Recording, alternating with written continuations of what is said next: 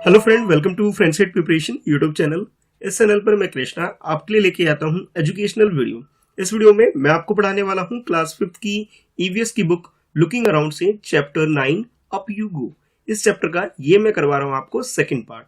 First part में हम लोगों ने स्टोरी को स्टार्ट किया था पढ़ना, और इसके अलावा हम लोगों ने क्वेश्चन नंबर 1 से लेकर के क्वेश्चन नंबर 7 तक कंप्लीट भी किया था। अब मैं स्टोरी को और आगे कंटिन्यू करवाऊंगा, जिसमें एक मैडम है जो केंद्रीय विद्यालय में टीचर है। वो माउंटेनियरिंग के लिए गई हुई है, एक कैंप के जो अपने एक्सपीरियंस है उसे वो डायरी में नोट करती है। उनकी डायरी को हम लोग पढ़ रहे हैं। तो ये जो कंटिन्यू मैं आपको करवाने जा रहा हूँ, ये 5 फरवरी 1984 वाले इसके डायरी के पेज से मैं आपको कंटिन्यू करवाने जा रहा हूँ। और इसके अलावा आप जो क्वेश्चन नंबर 7 आपने कंप्लीट कर लिया था प्रीवियस पार्ट में, तो अब हम लोग क्वेश्चन नंबर 8 ऑनवर्ड भी क्वेश्चन आंसर करने वाले हैं। अगर आपने फर्स्ट पार्ट मिस कर दिया है तो इसका लिंक मैंने नीचे डिस्क्रिप्शन में और फर्स्ट कमेंट में दे रखा है, जिस पे क्लिक करके आप उसे देख भी सकते हो। तो अभी आपके लिए टॉपिक है क्रॉसिंग द रिवर।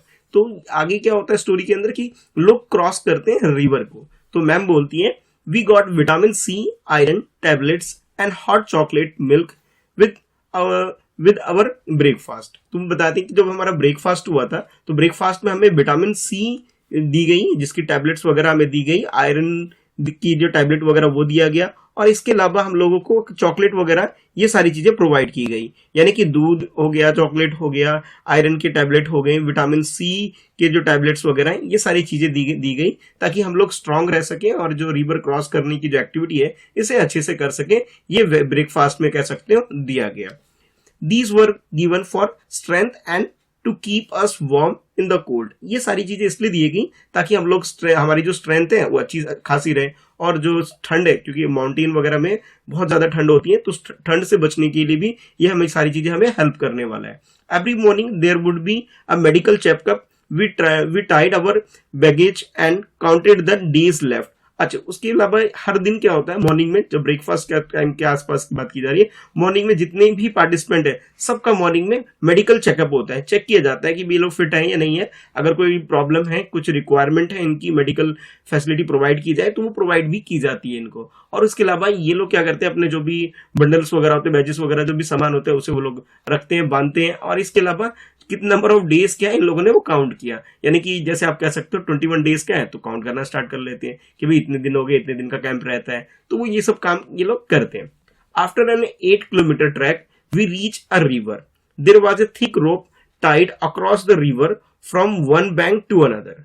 अच्छा, जैसे अब ये लोग आगे बढ़ते हैं कि ये डिस्टेंस ये लोग ट्रेवल कर रहे हैं, 8 किलोमीटर ट्रेवल कर लेते हैं ट्रैकिंग में, तो आगे इन्हें एक रिवर मिलता है। इस रिवर के बारे में बताया जा रहा है कि इस रिवर के एक साइड पर एक हुक के साथ एक रस्सी, मतलब मोटा रस्सा सा बांधा गया है, और दूसरा जो है इसके दूसरे सिरे पे, यानी कि इसके वन बैंक, यानी कि आप कह सकते हो एक साइड से इसके एक तट से लेके दूसरे तट तक रस्सी बंधी हुई है। जैसे आप ये पिक्चर देख रहे हो, पिक्चर में आपको क्लियर हो रहा होगा कि एक साइड रस्सी इधर बंधी होगी, एक दूसरी साइड बंधी होगी, सब लटक लटक के इसके ऊपर इस तरह से जाते होंगे। तो उसी के बारे में बोला जाता है, रॉप was tightly fixed to peg or pitons on the both the side। यानी कि जो भी हुक वगैरह है उनसे खुट्टे या हुक से अच्छे से इसको बांध रखा है ताकि लोग वगैरह जो भी ट्रैकिंग के लिए आ रहे हैं वो अच्छे से रिवर को क्रॉस कर सके। I was feeling nervous.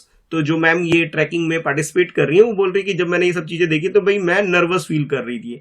I started thinking what would happen if the rope came out. I was trying to estimate how wide the river was. अच्छा, जैसे ये मैडम वहां पहुंचती हैं, वो देखती हैं तो इन्हें थोड़ा सा नर्वस फील होता है, और उन्हें लगता है कि भाई अगर ये रस्सी टूट गई तो मेरा क्या होगा, हम गिर जाएंगे, चोट लग जाएगी। यानी कि थोड़ा सा फियर तो माइंड में आ ही जाता है। और उसके बाद वो मैडम ये भी एस्टिमेट करती है, कैलकुलेट करना स्टार्ट कर देती है कि जो रिवर है कितना गहरा है, कितना वाइड है, ये चीजें वो चेक करना स्टार्ट कर लेती है। यानी इनके दिमाग में ये डर बैठ गया है कि भाई रस्सी टूट गई तो मैं गिर जाऊंगी, नदी में बह जाऊंगी, वगैरह वगैरह वगैरह। इस तरह के डाउट्स वगैरह माइंड में आ ही जाते हैं। तो इस मैम के साथ भी कुछ ऐसा आ रहा है, अभी इनके दिमाग में भी ये डर सा बैठ गया है। अब आगे क्या होता है पढ़ते हैं। Our instructor tied a rope around his waist and put a sling type of hook कह सकते हो in it. He then put the sling on the thick rope tied across the river. Walking through the water, he went to the other side. No one was ready to step into the first flowing river. Everyone was pushing each other to go first. अब देखो आगे आपको बताया जा रहा है कि जो भी इंस्ट्रक्टर है वो हम लोगों को क्या करते हैं कि एक जो रोप वगैरह उसे हमें बांध देते हैं हुक वेस्ट में, हमारी कमर वगैरह में, और अच्छे से टाइट बांध देते हैं ताकि हुक हुक लगा देते हैं, ताकि अगर कोई रस्सी छूट भी जाए तो वो गिरे ना, बल्कि एक सपोर्ट उनको मिल सके। कई बार आप लोगों ने बिल्डिंग वगैरह में काम करते हुए देखा होगा कि वो एक बेल्ट टाइप का, रस्सा टाइप का पहन के रखते हैं और हुक लगा के रखते हैं कि भी अगर उनका हाथ भी छूट जाए तब भी वो नहीं गिरेंगे क्योंकि लटके रहेंगे। तो उसी तरह से यहाँ सीलिंग यानी कि एक तरह से कह सकते हो एक सेफ्टी बेल्ट कह सकते हो, हुक कह सकते हो, जो उनके इंस्ट्रक्टर ने उन्हें बांध दिया और भी उनको जो भी कमांड दी गई कि अब भाई अब रिवर को क्रॉस करो। लेकिन जैसे क्लास में होता है ना कि कोई भी चीज अगर मैं पूछ लेता हूं तो आप लोग क्या कहते हो, सर उससे पूछो उससे पूछो, तो वो कंडीशन यहाँ पे भी हो रही है कि जितने भी पार्टिसिपेंट है कोई भी रेडी नहीं हो रहा, फर्स्ट टाइम कोई भी तैयार नहीं हो रहा, हर कोई क्या कर रहा है, एक दूसरे को पुश कर रहे हैं कि भाई आप चले जाओ, पहले आप चले जाओ, यानी कि each one pushing other person to go first, कि पहले तुम करो पहले तुम करो। ये चीजें यहाँ पे भी हो रही है, यानी इनको थोड़ा बहुत डर तो लगता ही है। I stood last in the line hoping that no one would see me. अच्छा, वो मैम बता रही कि मैं ये जो लाइन बनी हुई थी इस लाइन में सबसे लास्ट में जाके लग गई ताकि कोई मुझे देख ना सके और मेरा नंबर सबसे लास्ट में आ जाए, तब तक सब लोग कर ले, मतलब इतना इनको डर लग रहा था। Just then our instructor came near me with the sling and rope in his hand. I knew there was no escape now. I was ready but did not have the courage. Sir, could guess my fear.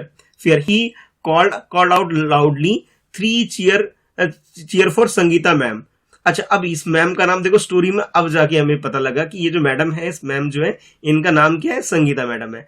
तो ये जो ma'am जो छिपने की कोशिश कर रही थी, तो इनके इंस्ट्रक्टर इनको फाइंड आउट कर लेते हैं और वो देख लेते हैं कि इनको डर लग रहा है तो उनके पास पहुंच जाते हैं और फिर उनको उनके चीयर करने के लिए सबको बोलते हैं कि सबसे पहले कौन जाएगा, संगीता मैम जाएंगी। 3 टाइम्स चीयर करने के लिए सबको बोलते हैं। And before I knew it someone had gently pushed me into the water. और भाई इतने पैसे पहले कि मुझे पता लगता है ये, और मुझे बांध बूंद के हल्के से एक तरह से लोगों ने मुझे धक्का दिया कि हाँ भाई जाओ, सबसे पहले आप ट्राई करो, आप रिवर को क्रॉस करो। यानी कि मैम जो बचने की कोशिश कर रही थी संगीता मैडम, वो काम तो हुआ नहीं, वो तो हो नहीं पाया। अब उनके इंस्ट्रक्टर ने, उनके सर ने उनको पकड़ लिया कि जाओ भाई सबसे पहले आप करोगे। जैसे क्लास में मैं भी ऐसा कई स्टूडेंट के साथ करता हूँ जो बचने की कोशिश करते हैं, आंसर नहीं देते, उन्हीं से पूछ लेता हूँ।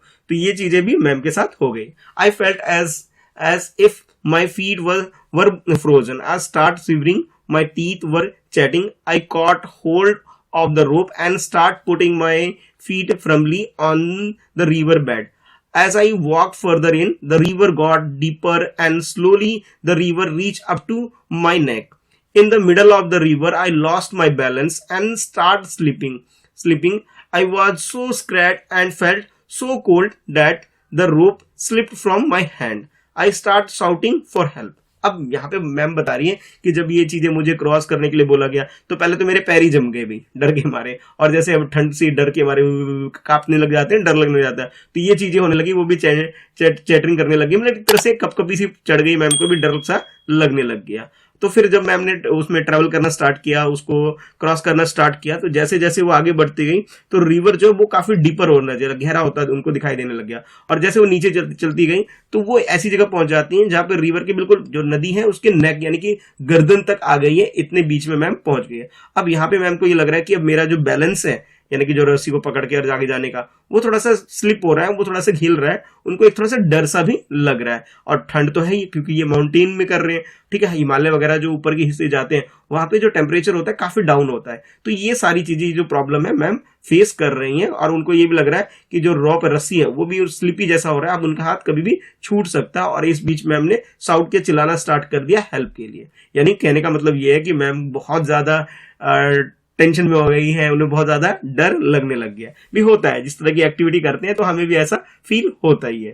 तो वही चीजें यहाँ पे बताई जा रही है। I was sure I would be carried away by the river, but no, I found that I was tied with the rope to the sling.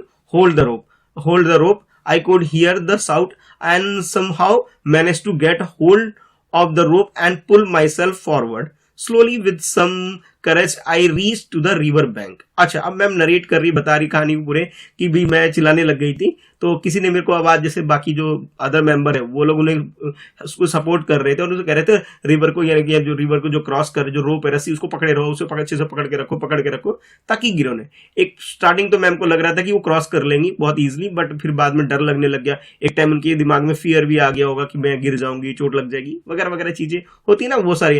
लेकिन समहाउ लोग, जिस तरह से लोगों ने चीयर किया कि रस्सी पकड़ के रखो, तो किसी भी तरह से मैम ने वो जो रिवर है उसको क्रॉस कर लिया, उसके दूसरी तरफ क्रॉस जाकर नदी के दूसरी तरफ चले गए। यानी कि थोड़ा बहुत मैम को स्लो, धीरे धीरे धीरे, पहले डर लगा था लेकिन स्लोली स्लोली उनके अंदर एक करेज आ गई, एक हिम्मत आ गई और उन्होंने ये जो river, other side of the river bank, वो वहां पे पहुंच गए। I felt a special kind of happiness as came out of the water, happiness on finishing a challenging task. अब मैं बता रही, जब मैंने इसे क्रॉस कर लिया तो मुझे बहुत ही स्पेशल फीलिंग हुई, बहुत ज्यादा हैप्पीनेस वाली फीलिंग हुई कि मैंने बहुत बड़ा काम कर लिया है। क्योंकि इस तरह का एक डरावना काम, एक तरह से रिवर को, रस्सी को पकड़ करके क्रॉस करना इतना ईजी नहीं था, बट मैम ने जब किया तो उन्होंने बहुत अच्छा फील किया, बहुत कॉन्फिडेंट, बहुत हैप्पी वाला फीलिंग उनके अंदर आई, जैसे उन्होंने कोई बहुत ही चैलेंजिंग टास्क कंप्लीट किया है। Now standing out the bank I was calling out the other to hold the rope tightly. अच्छा, अब स्टार्टिंग में तो मैम डर रही थी, लेकिन अब क्या हुआ, जो अदर मेंबर जो क्रॉस कर रहे थे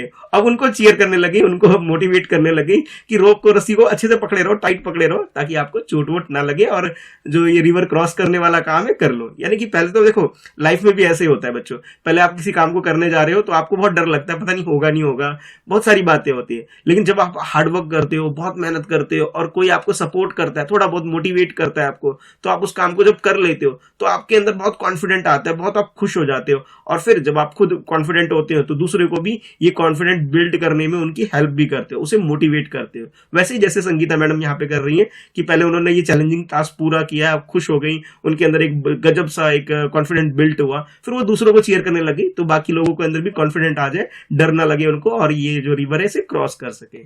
ठीक है, तो आप लोग भी खुद भी कॉन्फिडेंट रहो और अपने फ्रेंड्स को भी मोटिवेट करते रहो अच्छी अच्छी चीज करने के लिए। ठीक है, ताकि एक अच्छा इन्वायरमेंट डेवलप हो सके। ठीक है, अब आगे पढ़ लेते हैं। I knew that this confident was a result of facing a challenge with the courage. अब वो मैम बोल रही, ये जो कॉन्फिडेंस मेरे अंदर आया, ये इसलिए आया क्योंकि मैंने इस चैलेंज को, जो मुझे चैलेंज मिला था कि नदी को पार करना है रस्सी की मदद से, जब मैंने इसको कंप्लीट किया तब जाके इस हिम्मत की वजह से मेरे अंदर ये कॉन्फिडेंट बिल्ट हुआ। यानी कि जितने ज्यादा चैलेंजेस आप लाइफ में फेस करते हो उतना ज्यादा आपका कॉन्फिडेंट लेवल बिल्ट होता है। यानी कि कहने का मतलब ये, जो हार्ड डेज होते हैं, डिफिकल्टीज होती हैं, ये हमें परेशान नहीं करती, बल्कि ये चीजें हमें कॉन्फिडेंट करती है कि हम लाइफ में कैसी भी प्रॉब्लम है इसे हम सॉल्व कर सकते हैं। तो पहले आप उस चैलेंज को बीट करो, उसे हरा दो, फिर आपको उसके बाद कोई भी चैलेंज है, कोई भी प्रॉब्लम है, उसे आप सॉल्व कर सकते हो। जैसे यहाँ पे मैम ने भी एक छोटी सी प्रॉब्लम, छोटी नहीं बहुत बड़ी प्रॉब्लम थी, एक तरह से इसे काम को कंप्लीट किया था। ठीक है, तो आप भी इस तरह से अपनी अपनी चैलेंजेस को, हर चीज को चैलेंज की तरह लो, उसे कंप्लीट करो, तो आपके अंदर भी ये कॉन्फिडेंट अपने आप बिल्ट हो जाएगा। ठीक है, अब आगे पढ़ लेते हैं। तो आगे जब तक आप लोगों ने ये सारी चीजें पढ़ी, संगीता मैम ने जो रिवर क्रॉस किया ये पढ़ा, अब इस बेसिस पे आपके लिए कुछ क्वेश्चंस है। देखो, फर्स्ट पार्ट की बात करें जिसके अंदर मैंने आपको क्वेश्चन नंबर 1 से लेकर के क्वेश्चन नंबर 7 तक कंप्लीट कराया था। ठीक है, आपने कर भी लिया होगा नोटबुक में अपने। अब आपके लिए ये है क्वेश्चन नंबर 8। तो पहले इस क्वेश्चन को रीड करेंगे, समझेंगे क्वेश्चन में है क्या। What kinds of tools are needed for the climbing mountain. Mountain को क्लाइंब करने के लिए, यानी कि पहाड़ पे चढ़ाई करने के लिए हमें किस किस तरह के टूल्स की रिक्वायरमेंट होती है, उन सारे टूल्स के नेम आपको इस क्वेश्चन के आंसर में लिख देना है। तो कुछ मैं आपको सजेस्ट कर रहा हूं, वो लिख सकते हो। इसके अलावा आप और भी बहुत सारे नाम लिख सकते हो। तो क्वेश्चन नंबर 8 लिखो पहले, उसके बाद इसका आंसर आप लिख सकते हो। The tools required to climb up the mountain are crampon, rope, ice axe, protection guard, pulley, helmet, glove, first aid kit, oxygen cylinder, food packet, water बोतल, टॉर्च एक्सेट्रा। यानी कि ये कुछ मैंने ऐसे आपको नाम बता दिए हैं कि जो आप लिख सकते हो कि ये सारे टूल की हमें रिक्वायरमेंट होती है जब हम किसी माउंटेनियरिंग एक्टिविटी यानी कि ट्रैकिंग एक्टिविटी में इन्वॉल्व होते हैं। तो ये सारा चीज हमें चाहिए होता है ताकि हम इजिली अपना जो माउंटेनियरिंग वर्क है यानी कि ट्रैकिंग वाला जो काम है इसे हम कर सकें। ठीक है, तो ये सारे नाम आप अपने आंसर में लिख सकते हो। इसके बाद नेक्स्ट है आपके लिए question number 9। Have you ever seen a hook and rope being used for anything elsewhere. अब देखो यहाँ पे माउंटेनियरिंग में तो आपको हुक भी देखने को मिल रहा है और रोप, रस्सी भी देखनी, यानी कि हुक का मतलब एक तरह से हुक होता है ना, जैसे सपोर्टिंग के लिए रस्सी को बांध के लोग सपोर्ट करने के लिए कहीं लटक वटक के कुछ काम करना होता है तो यूज करते हैं। तो आपसे पूछा जा रहा है क्या आपने भी इस टाइप का किसी को यूज करते हुए देखा है, रस्सी या हुक वगैरह यूज करते हुए देखा है, तो उसके बारे में बताओ। और हाँ, ध्यान रखना यहाँ पे इस क्वेश्चन में क्या बोला गया है कि एनीथिंग एल्स, अब माउंटेनियरिंग का आंसर मत लिखना कि जो माउंटेनियरिंग के लिए जाते हैं उनके पास एक रस्सा होता है, हुक होता है, वो लोग इसका यूज करते हैं। Other than this you have to write in your answer, ठीक है। इसके अलावा कुछ और बता सकते हो, जैसे कुछ बहुत ऊंची ऊंची जो हाई बिल्डिंग्स होती हैं उसके अंदर अगर किसी को कुछ कंस्ट्रक्शन का काम करना होता है तो जो भी लेबर वगैरह काम करते हैं तो वो लोग क्या करते हैं, रस्सी यूज करते हैं, हुक यूज करते हैं अपनी सेफ्टी के लिए, ताकि ऊंची बिल्डिंग से गिरे ना, वो उनको चोट ना लगे, तो अपनी सेफ्टी के लिए यूज करते हैं, वो भी आप लिख सकते हो। इसके अलावा जहां भी आपने देखा है उस जगह के बारे में और उस पर्सन के बारे में बता सकते हो, सर ऐसे ऐसे इस्तेमाल होता है। तो मैं क्वेश्चन नंबर 9 का आंसर कुछ इस तरह से लिखवा देता हूं आपको कि यस आई हैव सीन, मैंने देखा हुआ है, the hook and rope can be use to pull the heavy things up the building, कि जैसे ऊपर बिल्डिंग, जैसे मान लो कोई बिल्डिंग है, बहुत ऊंची बिल्डिंग है, ठीक है, अब आप सोच रहे हो सीढ़ी से किसी सामान को लेके जाए ऊपर तक, यहाँ तक, या फिर आप क्या कर सकते हो, टॉप से रस्सी डाला, नीचे से खींच खींच के ऊपर तक कर लिया। या फिर आपने कंस्ट्रक्शन वर्कर को भी देखा होगा कि ऊपर कुछ काम वाम करना होता है तो वो लोग रस्सी से लटक करके यहाँ पे कुछ कुछ काम वाम करते हैं, यानी कि कहने का मतलब है कुछ सपोर्टिंग आइटम के रूप में उसे रॉप को और हुक को यूज करके अपना काम वाम कंप्लीट करते हैं। तो जहां पे भी आपने देखा है उस जगह का नाम बता सकते हो, किस तरीके से इस्तेमाल होता है ये भी आप आंसर में लिख सकते हो। जैसे आप लोग जैसे घर में भी होता है, वैसे करना मत ये यूज, मैंने करते हुए देखा है। बहुत सारे लोग क्या करते हैं, मान लो सेकंड फ्लोर पे, थर्ड फ्लोर पे, फिफ्थ फ्लोर पे, अगर वो क्वार्टर्स में रहते हैं या फिर कह सकते हो फ्लोर पे रहते हैं, ठीक है, तो अपार्टमेंट्स वगैरह में रहते हैं, तो नीचे आने की जगह क्या करते हैं, रॉप यूज करते, हुक यूज करते, नीचे से रस्सा गिरा, कोई सब्जी वाला आया तो सब्जी खरीद मंगवा लिया और उसको पैसे भी उसी के अंदर से डाल के दे दिए और सामान ऊपर खींच लिया, ठीक है, ऐसे भी यूज करते हैं। बट मैं तो ये कहूंगा आप नीचे आके करो ताकि आपकी छोटी मोटी एक्सरसाइज भी हो जाए, आप फिट रहो, ठीक है। तो इस तरह से आप इसका आंसर लिख सकते हो। नेक्स्ट है उसके बाद क्वेश्चन नंबर 10, एक बार पढ़ लेते हैं। What else can we use if we want to cross a river in the mountain. अच्छा, माउंटेन में रिवर वगैरह अगर बीच में आ जाता है कहीं पे, तो उसको क्रॉस करने के लिए हमें और क्या क्या चीजों की हमें जरूरत होती है, क्या क्या चीज हमें चाहिए होता है, वो आप इसके क्वेश्चन के आंसर में लिख सकते हो। तो सबसे पहले तो आप क्वेश्चन नंबर 10 को अच्छे से नोट कर लो, और नोट करने के बाद जैसे आपने इसमें देखा था कि हमें खासतौर पर रस्सी तो चाहिए और कोई खुट्टा टाइप का कुछ मतलब सपोर्टिंग के लिए कुछ बंधा हुआ हो तो वो भी चाहिए ताकि हम रिवर को क्रॉस कर सके, ठीक है। तो इस तरह की और कौन कौन सी चीजें हैं जिसका यूज किया जा सकता है रिवर को क्रॉस करने के लिए, वो आपको अपने आंसर में लिखना है। तो मैं अगर इस क्वेश्चन का आंसर लिखूं तो मैं लिख सकता हूं, to cross a river in the mountains we require thick rock, sling and pitons, यानी कि हुक चाहिए, खुट्टा चाहिए, रस्सी चाहिए, ये सारी चीजें मुझे चाहिए ताकि मैं रिवर को क्रॉस कर सकूं। जैसे मान लो ये रिवर का ए पॉइंट है, एक साइड इधर है रिवर का, ये बी पॉइंट है दूसरी साइड है, तो यहाँ पे खुट्टा टाइप का कुछ बंधा हुआ इधर और इधर, और इनके बीच से कुछ रस्सी बंधी हुई है ताकि लोग इसको पकड़ के इस पर लटक के झूल के रिवर को क्रॉस कर सके। तो ये सारी चीजों की हमें जरूरत होती है, ड्रॉ करने की जरूरत नहीं, सिर्फ आंसर लिखना है इसके अंदर। अच्छा, इसके बाद नेक्स्ट है आपके लिए क्वेश्चन नंबर 11, एक बार रीड कर लेते हैं। Why do we need extra energy on the mountains? देखो, नॉर्मल अगर कहीं आप ट्रेवल कर रहे हो, कहीं जा रहे हो, उसमें बहुत ज्यादा एनर्जी की जरूरत नहीं है। बट अगर आप इफ माउंटेन की बात करें तो माउंटेन में जब भी आप ट्रैकिंग वगैरह एक्टिविटी के लिए जाते हो तो इसमें हमें बहुत ज्यादा एनर्जी यानी ताकत की जरूरत क्यों पड़ती है, इसके पीछे रीजन पूछा गया। वाई आ गया ना, it means you have to write the reason, ठीक है। तो रीजन लिखो भाई, क्यों जरूरत पड़ती है। तो देखो, इस क्वेश्चन का आंसर आप इस तरह लिख सकते हो कि we need extra energy specially on the mountain because we climb against the gravitational force which usually pulls us down. अब देखो, ग्रेविटेशनल फोर्स क्या होता है पहले तो आपको ये समझना होगा, मैंने लिखवा तो दिया। देखो, जब भी आप कोई चीज बॉल वगैरह ऊपर फेंकते हो, बॉल क्रिकेट खेलते हो, बॉल फेंकते हो, कोई भी सामान फेंकते हो, तो अपने आप एक टाइम के बाद ऊपर जाने के बाद नीचे गिर जाते हैं। ऐसा इसलिए होता है क्योंकि हमारा जो अर्थ है इसके अंदर एक ग्रेविटेशनल फोर्स है जो कोई भी चीज है उसे अपनी तरफ अट्रैक्ट करती है, अपनी तरफ खींच लेती है।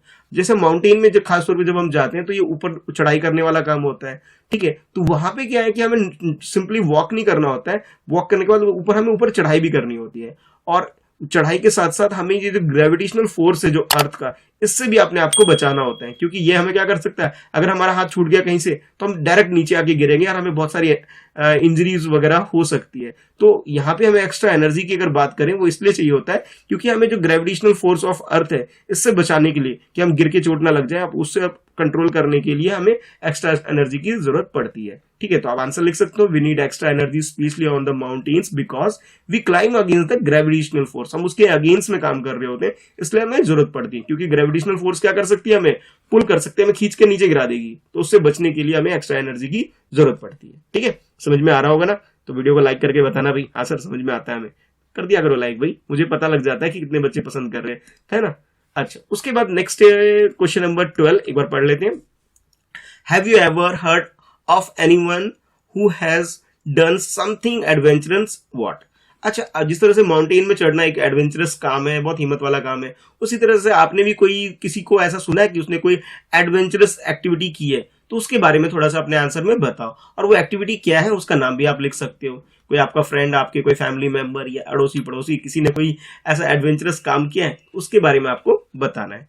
तो क्वेश्चन नंबर 12 पहले एक बार नोट कर लो, और नोट करने के बाद इसका आंसर आपको जिस तरह से लिख सकते हो, यस माय अंकल, जो आपके पापा के भाई अंकल है, ठीक है, उन्होंने हो सकता है कुछ काम किया हो। सपोज जैसे मैं आंसर लिख रहा हूँ, yes my uncle once had gone for scuba diving. Scuba diving आसमान के ऊपर से कूदना होता है पैराशूट वगैरह पहन करके, और मतलब ये भी एक एडवेंचरस काम है। हो सकता है आपके किसी फैमिली मेंबर ने, जैसे सपोज अंकल ने कर रखा है, तो आप आंसर लिख सकते हो, yes my uncle once had gone for scuba diving which was very adventurous. और ये जो है काम है, ये जो एक्टिविटी है, बहुत एडवेंचरस एक्टिविटी है, ये मेरे अंकल ने कर रखी है। तो कोई भी मेंबर हो सकता है, फ्रेंड भी हो सकता है, कोई पड़ोसी भी हो सकता है, या किसी को आप जानते हो जो इस तरह की एक्टिविटी करता है, तो उसका नाम आप इस आंसर में लिख सकते हो, और कौन सी एक्टिविटी वो कर रहे हैं उस एक्टिविटी का नाम भी आपको इसके आंसर में लिख सकते हो। जैसे मैंने लिखवाया ऐसा भी लिख सकते हो, थोड़ा बहुत अपने अकॉर्डिंग चेंज भी कर सकते हो, ठीक है। अच्छा, इसके बाद नेक्स्ट है आपके लिए क्वेश्चन नंबर 13, और इसमें है have you ever done anything adventurous. देखो अभी तक तो मैंने अंकल के बारे में डिस्कस किया, अदर के बारे में डिस्कस किया। अब आप लोग अपना बताओ कि आपने भी कोई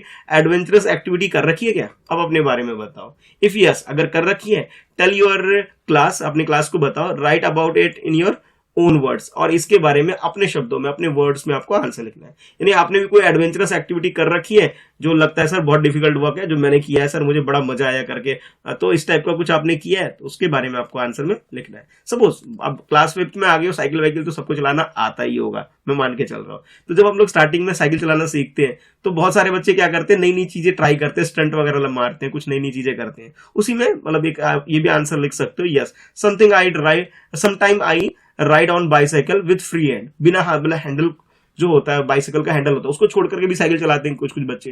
मतलब सेफ नहीं है, मैं ये कभी प्रमोट नहीं करूंगा, कि ये नहीं बोलूंगा कि आप हाथ छोड़ कर साइकिल चलाओ, ठीक है, लेकिन ये भी करते हैं बच्चे। ये भी एक तरह से क्या होगा, एक एडवेंचरस एक्टिविटी होगी। तो आप इसके बारे में लिख सकते हो, yes sometimes I ride on a bicycle with free hand which is thrilling experience. ये भी एक तरह से थ्रिलिंग एक्सपीरियंस होता है, एडवेंचरस होता है, ये भी बच्चे करते हैं। तो आप ये आंसर में लिख सकते हो। सिर्फ आंसर में लिखना भाई, ऐसा करना मत, ठीक है, ध्यान रहे कहीं करने लग जाओ, नहीं तो फिर एक्सीडेंट हो जाएगा। और दिल्ली में तो भाई आपको मालूम है ट्रैफिक है, पीछे से कोई व्हीकल आ जाएगा, गड़बड़ हो सकती है। तो ये चीज ट्राई नहीं करनी है आपको। सेफली साइकिल खूब चलाओ, मजे करो, खूब मजे करो, बट ये जो थ्रिलिंग चीजें हैं थोड़ा सा आप कम करो। अपनी सेफ्टी भी बहुत जरूरी है।